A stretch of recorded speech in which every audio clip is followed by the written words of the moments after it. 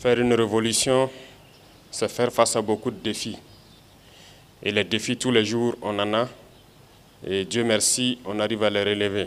C'est le cas donc ces dernières semaines qui ont été riches en événements. Sur le champ de bataille, la pression est montée donc dans ce mois d'octobre. Dieu merci, c'est couronné par plusieurs succès. Et nous allons continuer donc à accentuer les opérations jusqu'à anéantir donc ces barbares venus pour donc troubler notre quiétude. Nous rendons grâce à Dieu. Le CIAO et le Tour du Faso donc se sont achevés tous hier. Dieu merci, pas d'incident majeur. Quelques chutes donc au niveau du Tour du Faso. Mais le ministre m'a rassuré que ce sont donc des blessures légères qui ont été prises en charge. Au niveau du CIAO aussi, malheureusement, il y a eu un petit incident dû à l'explosion d'une bouteille de gaz qui a fait aussi quelques blessés, également pris en charge. Donc on ne peut que rendre grâce à Dieu pour la tenue de ces deux événements qui viennent témoigner encore donc de la résilience du peuple burkinabé, qui vient donc mettre à nu les mensonges de ces médias qui tentent à faire couler un narratif comme quoi le Burkina est à feu et à sang. Mais les coureurs ont pu parcourir donc le pays en long et à large sans incident. Et aussi oui, c'est le lieu donc de rendre hommage aux différentes forces de défense et de sécurité et à nos vaillants VDP qui ont tout mis en œuvre pour que tous ces événements se déroulent sans problème. Il y a aussi au cours donc de ces semaines assez d'événements ici à la présidence, notamment un certain nombre de responsables des différents départements ministériels que j'ai tenu à recevoir personnellement pour essayer de rediriger l'action gouvernementale en cherchant à rationner les dépenses de fonctionnement. Parce que nous nous sommes rendus compte que le fonctionnement prend tellement de place dans notre budget que nous étions obligés de lire donc ces milliers de pages. Ce n'est pas pour le plaisir des yeux, mais nous étions obligés de le lire, de faire venir chaque responsable et d'essayer de rationner pour que le budget serve à faire des investissements socio-économiques structurants de base au profit de nos masses populaires. Tous ceux qui sont passés ici, qui ont participé à l'exercice, ont reconnu que nous avons assez de dépenses dans le fonctionnement.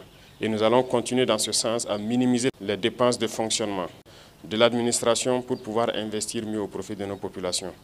Ceux qui ont compris le message, je pense que c'est le cas pour la plupart, je les invite donc à redoubler d'efforts, à faire en sorte que nous puissions minimiser les dépenses de fonctionnement. Tout ce qui peut être économisé doit être économisé et investi au profit donc de nos populations. L'eau potable n'est pas une garantie pour tout le monde ici au Burkina Faso. Nous sommes aujourd'hui en train de lutter aussi pour la souveraineté alimentaire. Il y a tellement de défis qu'il faille économiser au maximum pour pouvoir relever ces défis-là. Malheureusement, dans ce contexte, nous nous rendons compte qu'il y a encore des brebis galeuses qui essaient de jouer avec le temps peut-être, mais nous avons passé 2 années à sensibiliser. Et je pense qu'à un moment donné, le peuple même trouvait que nous sensibilisons trop, il fallait passer à l'action. Et à partir d'un moment donné, nous avons décidé de passer à l'acte. Je tiens à vous informer ici que malheureusement, au cours de ces derniers temps, suite donc à une dénonciation sur plainte, nous avons découvert un réseau de malfrats, malheureusement au sein du ministère même de l'action humanitaire. Ce ministère qui était censé donc agir au profit donc des plus démunis, c'est dans ce ministère que des gens se sont permis de détourner de l'argent et des milliards en 2024. Ils ont détourné plusieurs milliards. La police a fait un excellent travail d'enquête qui nous a permis de découvrir beaucoup de biens, des véhicules de luxe, un bon nombre de choses en tout cas qui ont été saisies. Et l'affaire a été transférée donc à un tribunal. C'est pour dire que si nous ne mettons pas du sérieux dans le contrôle, il y aura toujours ce genre de personnes qui croient que tout est permis. Détourner des milliards, surtout au ministère de l'Action humanitaire dans ce contexte. Il y a des agents de Bonasure qui ont été pris dans ça, qui sont en prison actuellement. Des centaines de millions détournés. Des vivres qui devaient aller au profit donc des plus démunis, au profit de ces personnes déplacées internes. Et c'est dans ce ministère que des gens ont essayé de détourner cet argent.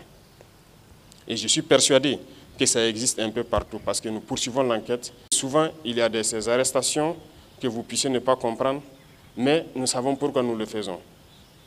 Il y a encore beaucoup de personnes qui essaient de détourner les deniers publics. Nous n'allons pas avoir de la pitié pour ces individus-là. C'est l'occasion donc d'interpeller la commission des règlements des dysfonctionnements qui a été mise en place, parce qu'il y a beaucoup de dénonciations qui arrivent au niveau de la présidence ici, de se mettre au travail sérieusement et de nous permettre de dénicher tous ces voleurs qui se cachent dans l'administration. Nous ne pouvons pas tolérer cela en ces instants de lutte contre le terrorisme où des gens se sacrifient sur le terrain et d'autres sont à l'arrière, se permettent de voler des milliards et pour se mettre dans du luxe. C'est difficile à cerner cette situation. En plus de tout ça, il y a des Burkinabés qui manquent de patriotisme. Nous avons tous suivi les efforts qui ont été faits pour pouvoir acquérir un nouvel avion la dernière fois. Et j'étais obligé de recevoir la semaine passée 2 mécaniciens de la compagnie qui, dès l'arrivée de l'avion le 2 du mois dernier, le 3 déposent une demande de démission. Et un dépose la demande de démission le 3 pour prendre effet le 4 et l'autre prenait effet donc le 31 octobre. Et pour cause, il demande une augmentation des salaires de plus de 2 millions. C'est du sabotage. Et je pense que c'est un manque de patriotisme grave.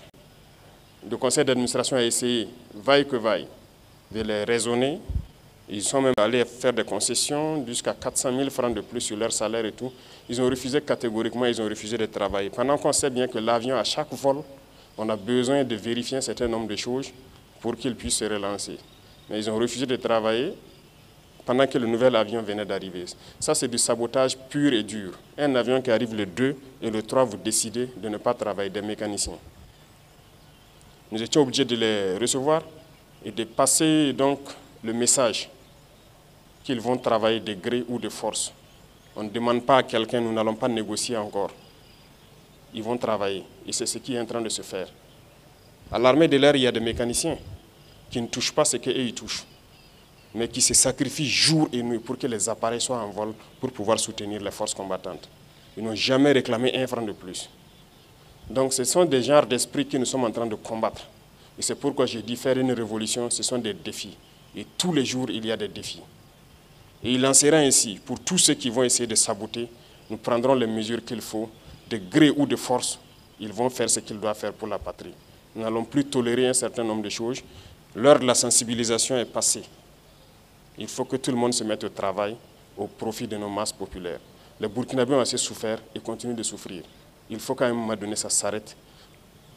La masse populaire a le droit aussi de connaître un peu de joie, de vivre et de savourer ce qui appartient au Burkina Faso, nos richesses.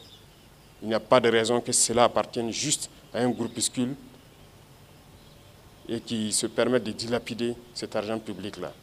Donc, à travers vous, je vous invite à passer le message dans les différentes administrations, dans les différents départements, et aussi continuer à prendre les dénonciations pour que nous puissions agir de manière efficace.